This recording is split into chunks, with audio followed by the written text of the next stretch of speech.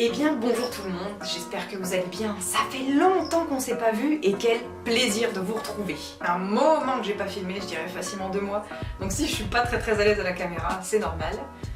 Comme vous pouvez le constater, j'ai déménagé.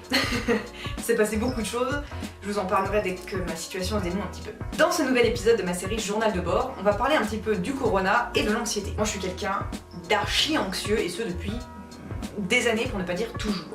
Donc forcément, un climat comme celui d'un virus comme ça avec une quarantaine, c'était fatal pour moi. Lorsque la quarantaine en France a été annoncée, dans ma coloc, on a décidé de se mettre soi-même en quarantaine. Et je me suis dit, là, la quarantaine, c'est le moment idéal pour moi, je vais être hyper productive. Attention du jamais vu, attachez vos ceintures, ma chaîne YouTube va décoller.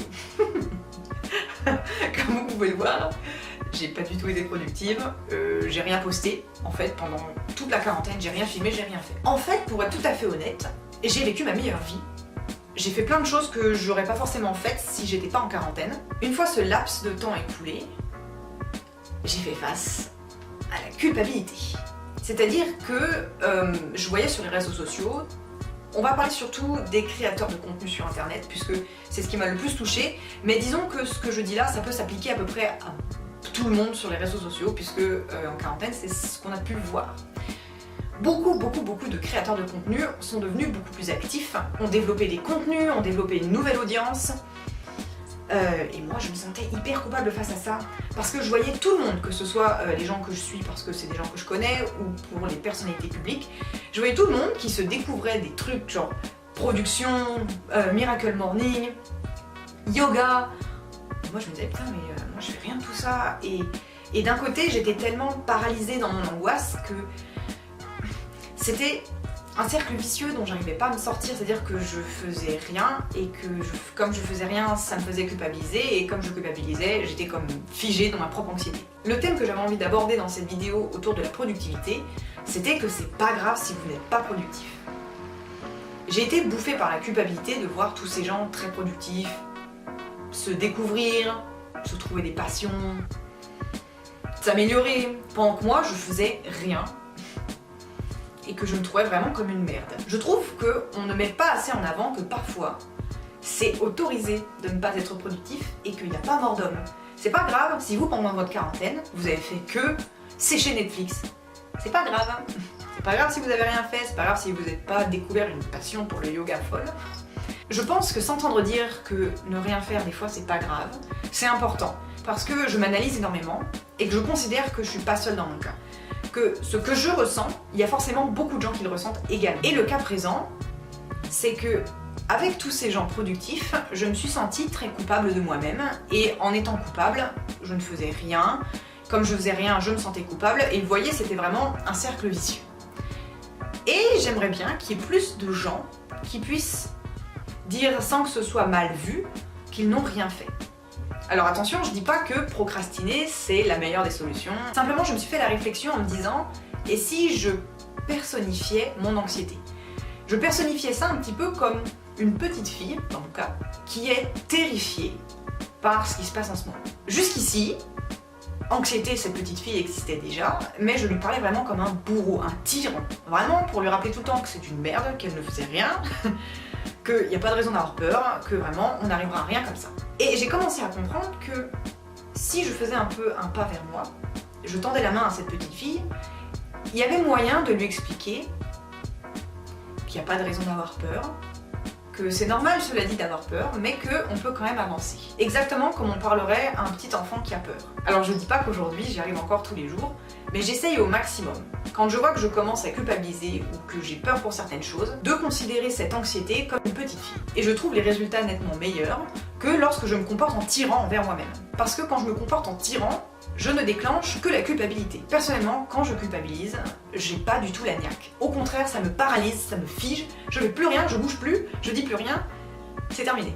Donc finalement, cette façon de personnifier mes plus grandes angoisses, ça m'a aidé à passer au-delà. Et du coup de passer à l'anxiété à on va essayer de faire l'effort et on va faire pas à pas ensemble. Plutôt que tu es une merde, on bloque, fin du voyage, tout le monde descend, merci d'avoir voyagé en notre compagnie.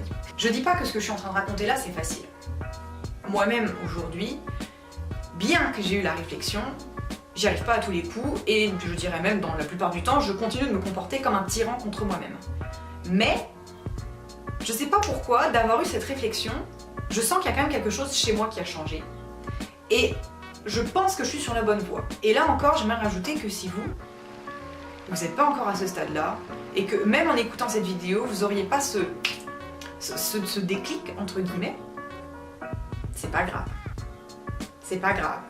L'acceptation de soi, c'est un chemin très long. Très très long, et avant même d'arriver au chemin, il y a un escalier qui est très très pentu et qui est très très long. J'ai l'impression qu'avec le temps, et avec les réflexions, également avec ce que je partage sur YouTube, parce que mine de rien, quand je partage sur YouTube, je fais un petit peu une introspection de moi-même pour le partager avec vous. Ça m'est bénéfique, j'espère autant qu'à moi qu'à vous. L'acceptation de soi, c'est, je trouve, encore plus difficile de nos jours, parce qu'avant on avait certes déjà le matraquage publicitaire autour de la vie parfaite, du corps parfait, mais aujourd'hui on a en plus de ça les réseaux sociaux. Les réseaux sociaux qui nous ont permis d'entrer vraiment dans l'intimité de certaines personnes qui ont des vies qui ont l'air tellement bien, une bonne condition, une belle peau, un beau corps, une vie qui a l'air sans souci, sauf que c'est pas facile de se dire que ce qu'on voit, c'est pas forcément la réalité. Je dis pas que les gens avec ces vies hyper lisses, entre guillemets, mentent. Je dis juste que c'est pas forcément le genre de personne qui va partager quand il va avoir un pépin. En plus, il faut se dire que tout le monde est relativement différent. Il y a certaines personnes qui sont de nature très positive, ou alors qui ont réussi à le devenir après un chemin plus ou moins long en fonction des gens. Et puis il y a d'autres gens, comme moi par exemple, qui ont du mal à être positifs. Je traîne mon anxiété depuis des années, ça ne m'aide pas vraiment à être positive, parce qu'à chaque fois qu'il se passe quelque chose, il y a comme une partie de ma tête qui me dit ça va pas tarder à arriver. Tu sais pas quoi, mais prends garde, tu devrais avoir peur parce que là, ça va pas tarder à arriver. Et il y a des fois, je me retrouve à avoir la boule au ventre pour des choses minimes. Dans le cas de la quarantaine, de voir qu'il y a des gens qui sont productifs et que moi, je n'y suis pas. En soi, on s'en fout. C'est ma vie. Si pendant cette quarantaine, j'ai pas eu envie d'être productive, c'est pas grave. J'espère que cette quarantaine m'aura fait évoluer parce que j'avais un peu peur, en tant que dépressive anxieuse, que la quarantaine soit la pire chose qui puisse m'arriver et que, au contraire, ça me fasse sombrer. J'ai eu la chance d'être très bien entourée, ce qui fait que j'ai eu l'occasion de me poser les bonnes questions et que je sens que récemment je vais mieux. Est-ce que c'est un état qui va durer? Ça je sais pas. Pour moi j'en profite et c'est notamment pour ça que je suis un peu moins active, parce que je profite du fait que je vais mieux. Ça fait du bien. Je sens que je suis moins dépressive et j'ai toujours considéré la dépression comme un petit peu un sac à dos très lourd. Et je sens qu'en ce moment, ce sac à dos, il est moins lourd. Du coup, j'en profite pour apprécier les moments qu'avant, j'arrivais pas à apprécier. C'était la touche d'espoir sur la fin de cette vidéo. J'espère que ça vous aura plu en tout cas. Si c'est le cas, n'hésitez pas à la liker, à la partager. J'adorerais avoir vos retours en commentaire de ce que vous avez fait pendant la quarantaine, si vous avez été productif, si vous n'avez pas été productif, surtout comment vous l'avez vécu. N'oubliez pas que sur cette chaîne, on n'est pas que là pour montrer ce qui va bien.